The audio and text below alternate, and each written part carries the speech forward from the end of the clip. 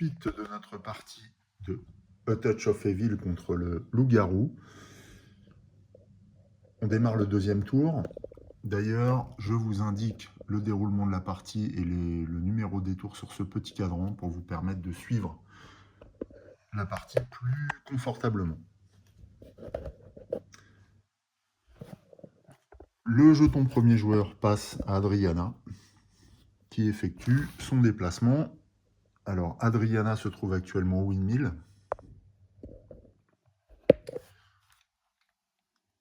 Et elle avait auparavant récolté quelques jetons d'investigation en trouvant les premières traces du loup-garou, certainement.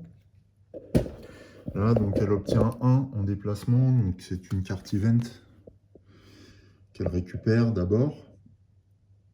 Donc là, c'est le travail en équipe, c'est un event.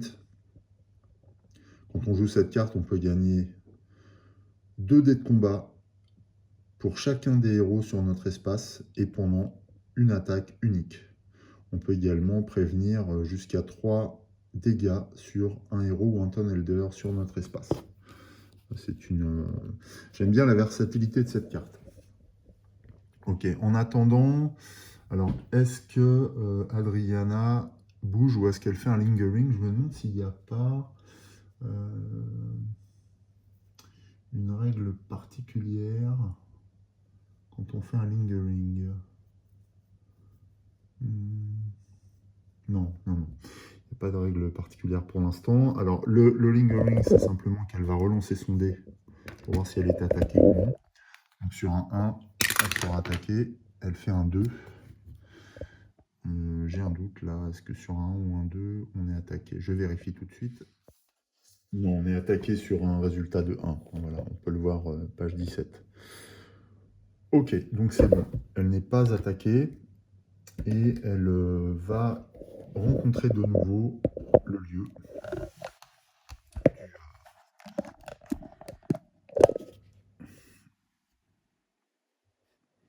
Elle va de nouveau rencontrer le lieu du moulin. On pioche une nouvelle carte, c'est le Coachman. Alors, le Coachman, c'est un allié, Mail Transport. You may move an extra 2 spaces each turn along as you do not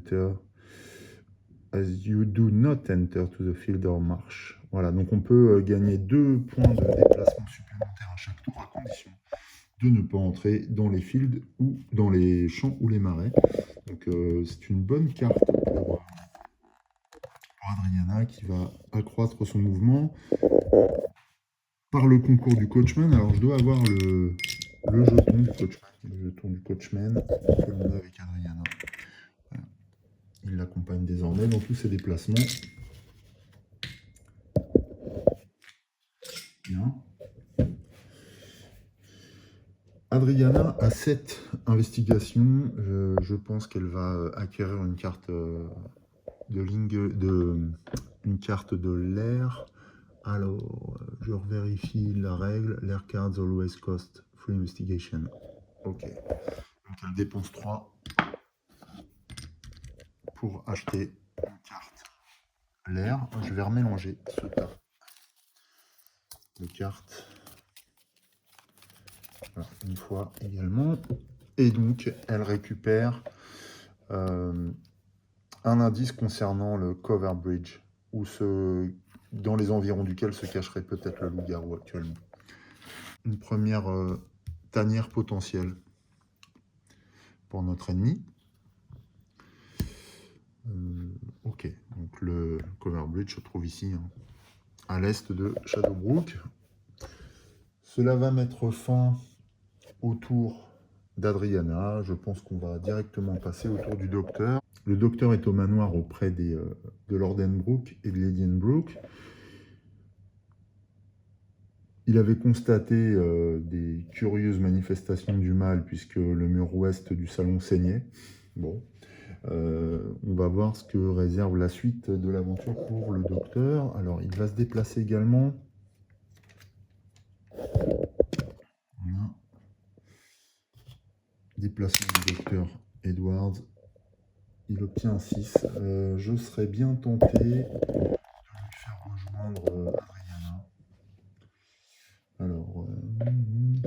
médecine, personne n'est blessé en plus. Ouais, donc il peut contribuer aux recherches, continuer à contribuer aux recherches. Donc il va se déplacer. 1, 2, 3, 4. Donc c'est bon, il rejoint Adriana et son cocher au windmill. Donc il rencontre une fois de plus ce lieu. Plein de surprises. Donc c'est une fiole de poison, pardon. Donc le docteur trouve une petite fiole de poison vert, d'un liquide vert.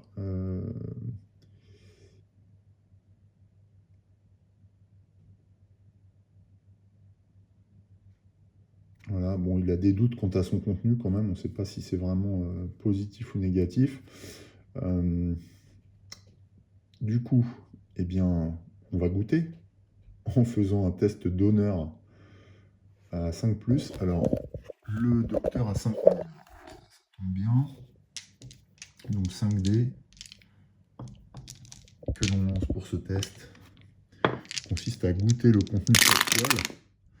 Il obtient un 6, donc c'était un 5+. Donc if passed, eh bien, il gagne des investigations, le docteur également. 1, 2, 3. Voilà. 3 investigations supplémentaires pour le docteur. J'ai posé là-bas. Et il fait choose an ally. Non. C'est bon. Donc là, pas de problème. Ce poison n'était qu'une potion de vitalité quelconque. Un sirop pour la toux, peut-être. En tout cas, il démontre que quelqu'un était présent au windmill et souhaitait se soigner de quelque chose. C'est la fin du tour du docteur déjà. Je pourrais éventuellement effectuer d'autres actions, par exemple regarder l'un des secrets d'un elder. Et ça me fait penser, on peut tout à fait pour une action réaliser l'autopsie du juge Croft. Ouais, quand un elder est tué, le docteur peut en réaliser l'autopsie. Donc c'est ce qu'il va faire, on va défausser complètement le docteur. Voilà, il sort de la partie et eh bien, la dissection de son cadavre va peut-être nous donner quelques indices. 4, et oui, donc 4 indices, 4 jetons d'investigation. Les lacérations présentes sur le corps sont sans doute symptomatiques de la manière de procéder d'un loup-garou. Donc 4 plus 1, voilà, on va donner 5 au docteur. On pourrait éventuellement, là encore, prendre une lair card. Oui, on va le faire. On va tout de suite acheter une lair card supplémentaire pour 3. Et donc cette fois, elle correspond au marais. Donc là, tout au sud de Shadowbrook.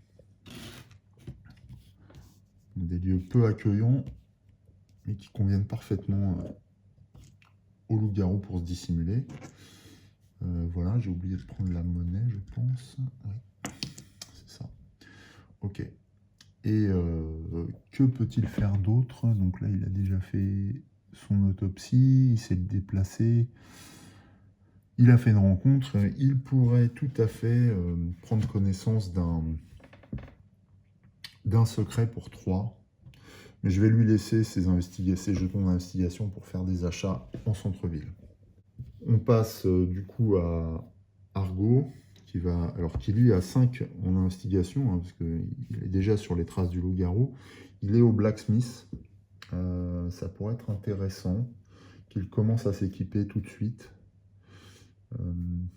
Ce qui implique un lingering. On va voir ce que donne son jet de déplacement. Il obtient un 3.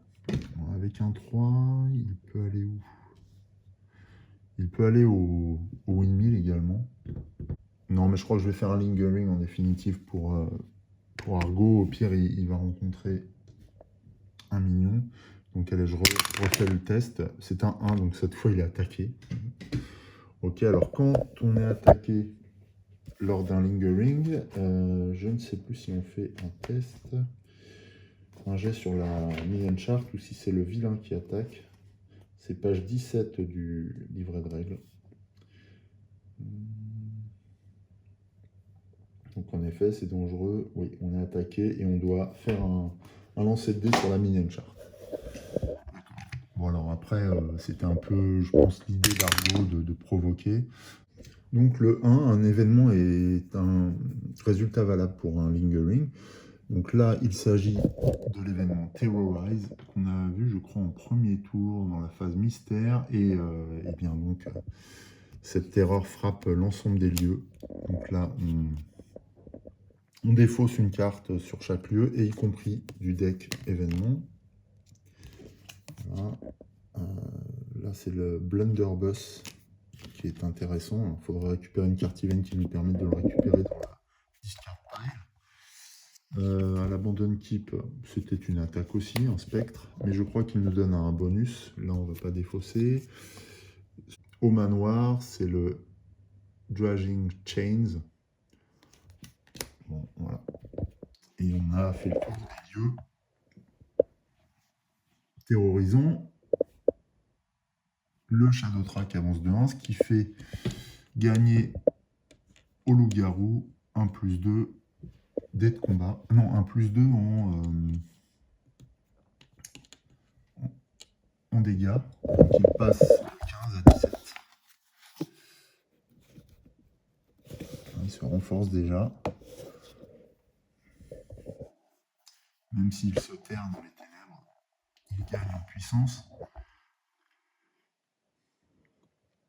Donc le Shadow Track a avancé et les investigateurs en contrepartie vont gagner, vont trouver encore des traces. Donc on voit le garou a quand même du mal à rester discret. Donc 2 pour chacun, une fois de plus.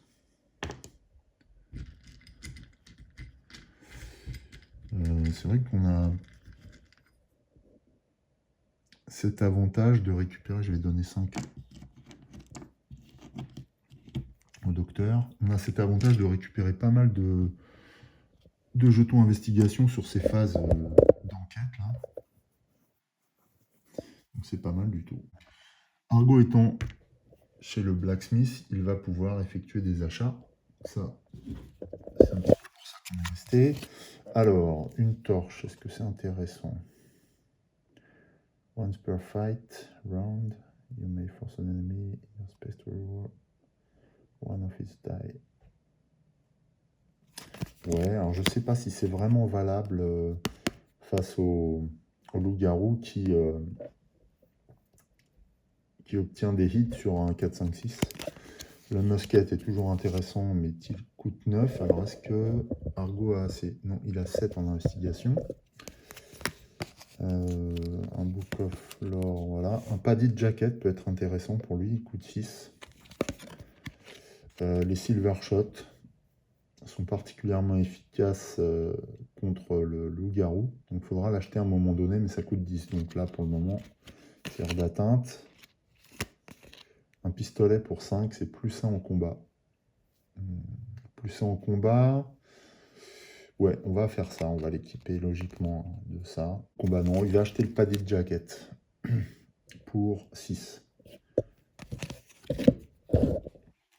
On équipe Argo et il dépense 6 tout de suite.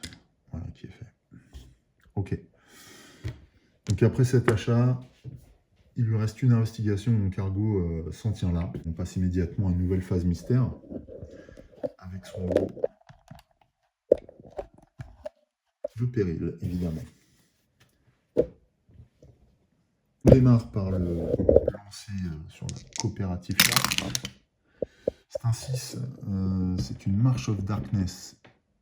Chaque minion présent sur le board bouge immédiatement de 2 espaces vers le centre-ville en empruntant le chemin le plus court. Il n'y a pas de minion sur le board, donc dans ce cas-là, on fait un lancer de dés sur la minion chart. C'est un 1 nouvelle fois, et je crois qu'on relance, oui, reroll event results. Donc on va relancer, c'est encore un 1 décidément. Alors là on obtient un 4, c'est un Feral King qui survient, et donc celui-ci survient dans un premier lieu déterminé au hasard, donc il vient au Cover Bridge, ce qui ne nous étonnera pas vraiment, puisque je pense que c'est la transformation d'une personne en loup-garou. Et il y a une deuxième apparition à l'Abandon Keep.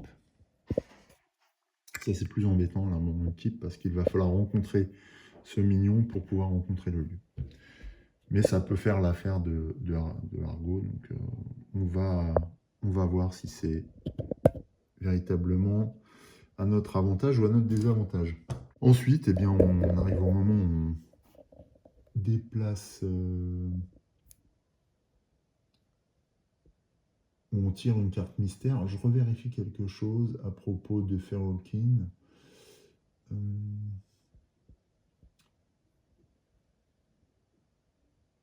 Non, c'est bon, ça met fin à l'événement sur la coopérative Mystery Fast Chart.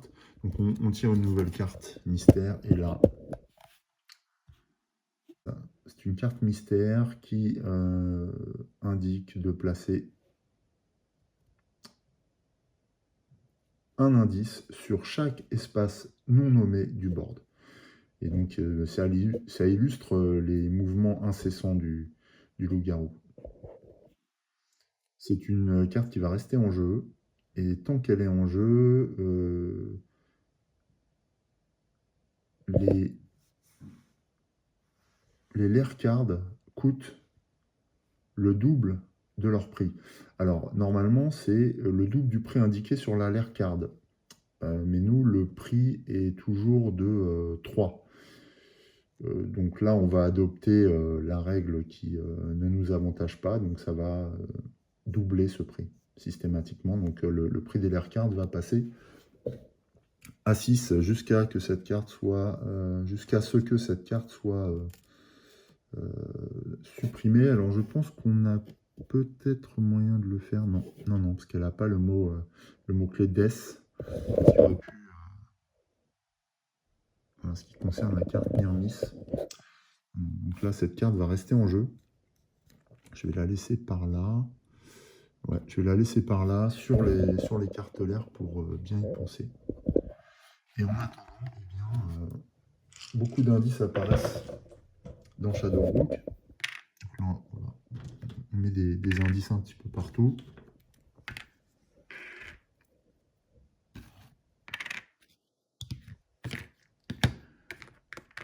Voilà, ce qui illustre l'extrême mobilité du loup-garou, bien sûr. Cela met fin à notre deuxième tour. Donc on se retrouvera lors du prochain épisode. Salut, portez-vous bien.